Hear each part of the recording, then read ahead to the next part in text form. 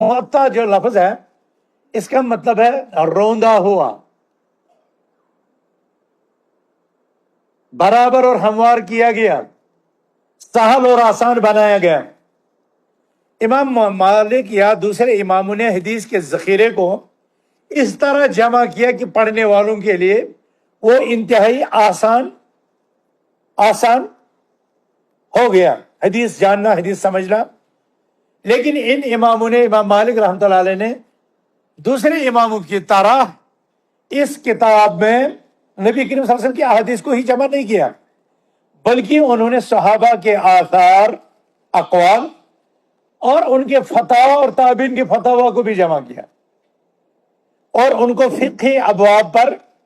اس کتاب کو ترتیب دیا۔ آپ سمجھتے ہیں فقہی ابواب کیا مطلب ہوتا ہے؟ فقہی ابواب ہوتے ہیں مثلا پہلے طہارت، کتاب الطہارہ، وضو، غسل، پھر صلاۃ، اس طرح پر جب انسان ترتیب دیتا ہے، اور جو بڑے بڑے جو موضوعات ہوتے ہیں ان پر ہی انہوں نے اس کو جو ہے ترتیب دیا۔ تو معطا کہتے ہیں حدیث کی اس کتاب کو جو کئی کتب اور ابواب پر مشتمل ہو، اور اس میں صحابہ، نبی کریم صلی اللہ علیہ وسلم کی احادیث، صحابہ کے اقوال اور